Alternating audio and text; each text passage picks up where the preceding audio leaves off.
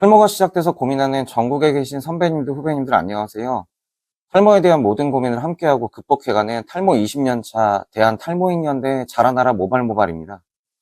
여러분, 탈모약 검색하다가 성기능 저하, 우울증, 기형아 이런 단어들 보고 진짜 시겁한 적 있죠? 머리 좀 지키겠다고 약 먹었다가 남자 인생 끝나는 거 아니야? 이 생각 한 번이라도 해본 사람 솔직히 많을 거예요. 오늘은 피나스테리드, 두타스테리드 같은 먹는 탈모약 부작용을 진짜 현실적인 관점에서 멘탈 플러스 정보 둘 다 챙기는 느낌으로 정리해 볼게요. 겁만 주는 영상도 아니고 무조건 먹으라고 등 떠미는 영상도 아니에요. 제대로 알고 선택하자, 이게 오늘 주제입니다. 저도 처음 탈모약 검색했을 때 댓글에 이런 말들 엄청 많이 봤어요. 먹고 나서 성욕이 사라졌다, 우울해지고 인생이 망가졌다, 애 낳으면 기형아 나온다더라. 이런 글 몇 개만 읽어도 머리보다 멘탈이 먼저 빠지는 느낌 들죠. 근데 또 병원 가면 의사 선생님은 부작용 거의 없어요, 너무 걱정 마세요, 이렇게 말하는 경우도 많단 말이죠. 한쪽은 지옥 후기, 한쪽은 괜찮다는 말 사이에서 우리가 제일 혼란스러운 포지션이에요. 그럼 이쯤에서 제 경험요? 부작용 겪어봤죠. 불임, 성욕 감소 있었습니다. 그게 계속됐냐? 물으시면 저는 결혼했고 아이가 있습니다. 한마디로 약을 끊고 부작용은 사라졌다고 보는 게 맞는 것 같습니다. 그럼 도대체 부작용은 진짜 있긴 한 거냐? 일단 팩트부터 짚고 갈게요. 피나스테리드, 두타스테리드는 남성 호르몬에 파생되는 DHT라는 물질을 줄여서 탈모 진행을 늦추는 약이에요. DHT는 쉽게 말하면 머리카락을 가늘게 만들고 수명을 줄이는 악역 호르몬 정도로 생각하면 됩니다. 근데 이 DHT가 머리카락에만 있는 게 아니라 성기능, 전립선 이런 쪽에도 관여를 하거든요. 그래서 DHT를 줄이면 일부 사람들에게서 성기능 관련 부작용이 나타날 수도 있다. 이건 의학적으로도 인정된 부분이에요. 그러니까 부작용 1도 없다? 또 아니고 먹으면 100% 망한다? 또 아니에요.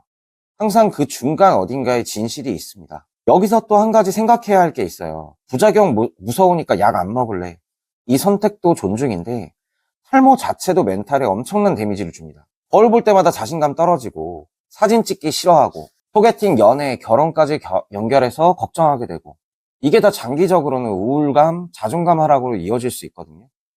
그러니까 우리는 부작용과 탈모 진행 이 두 가지 리스크 사이에서 나한테 맞는 균형점을 찾아야 하는 거예요. 부작용은 뭐가 제일 많이 나오냐? 이제 본격적으로 부작용 얘기를 들어갈게요. 대표적으로 많이 언급되는 건 이 네 가지입니다. 첫 번째, 성기능 관련, 성욕 감소, 발기부전, 사정량 감소, 사정감 변화. 두 번째는 기분 정신 쪽인데 우울감과 불안감, 의욕 저하. 세 번째, 가슴 호르몬 쪽, 가슴 통증, 가슴이 살짝 부풀어 오르는 느낌. 요건 매우 드문 편이죠. 생식 관련으로는 정액량 감소, 정자수 감소 보고 사례. 여기서 중요한 포인트는 발생률과 대부분은 중단 시 회복된다는 거예요. 연구들에서 대략 피나스테리드는 성기능 부작용이 1에서 2% 정도, 두타스테리드는 3에서 5% 정도 보고되는 경우가 많아요. 물론 이 숫자도 연구마다 조금씩 다르고 개인차가 있다는 점 꼭 기억해야 합니다. 제가 나중에 탈모약 임상시험에 대해서도 자세히 한번 다룰 테니 그때 이 부분은 더 말씀드릴게요. 그리고 여기서 제일 무서운 키워드가 하나 나오죠. PFS, 피나스테리드 복용 후 중단했는데도 성기능 저하, 우울감 등이 계속 간다는 주장입니다. 이 부분은 되게 조심해서 말해야 돼요. 일부 환자들이 실제로 이런 증상을 호소하고 있고 몇몇 규제기관에서도 가능성이 있다는 식으로 경고한 적이 있습니다. 하지만 정확한 기전, 발생률, 인과관계는 아직 완전히 정리된 상태가 아니에요. 그래서 이 부분은 팩트체크가 완전히 끝난 건 아니다 라고 말씀드려야 합니다. 즉, 절대 그런 일 없다라고 말하는 것도 위험하고 먹으면 인생 망한다라고 단정하는 것도 과합니다.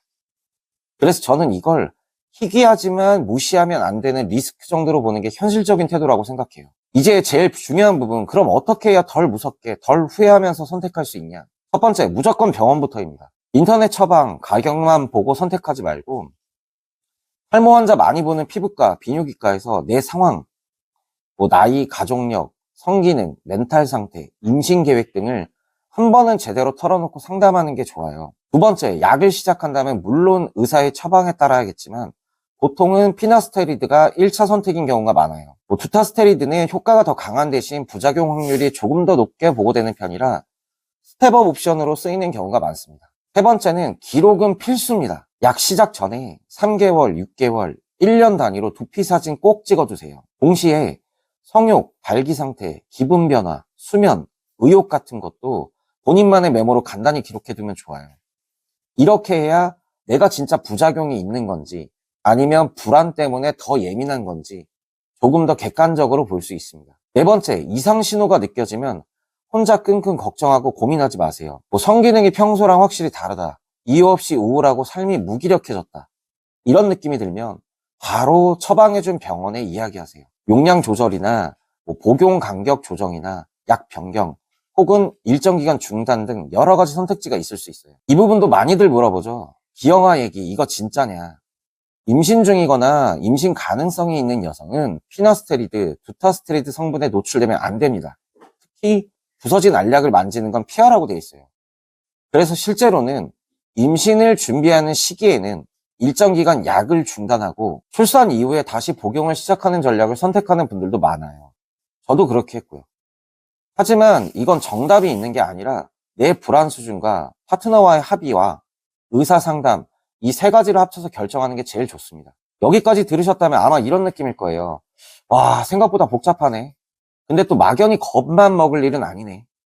맞아요. 탈모약은 분명히 효과가 검증된 치료 옵션이고 많은 사람들이 큰 문제 없이 수년간 복용하면서 도움을 받고 있어요. 동시에 성기능, 기분, 임신 관련 이슈처럼 민감한 부분과 연결되어 있기 때문에 아무 생각 없이 먹기엔 아쉬운 약이기도 합니다. 그래서 여러분이 가져야 할 멘탈은 이거 하나예요.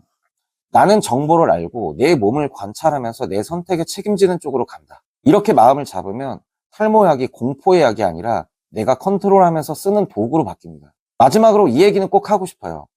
탈모 때문에 자존감이 바닥까지 떨어진 분들, 머리 빠지는 나는 가치 없는 나, 이렇게 느끼는 분들이 진짜 많거든요.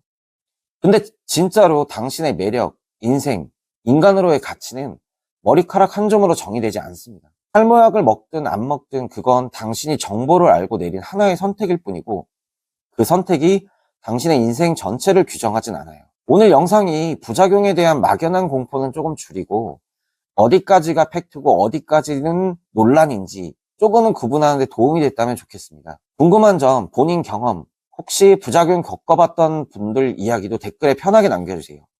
우리 채널은 머리카락 얘기하면서도 멘탈까지 같이 챙기는 곳이니까요. 구독, 좋아요는 여러분 머리카락 수명 플러스 1년은 팩트체크가 안 된 부분이지만 제 멘탈에는 확실히 도움이 됩니다. 감사합니다.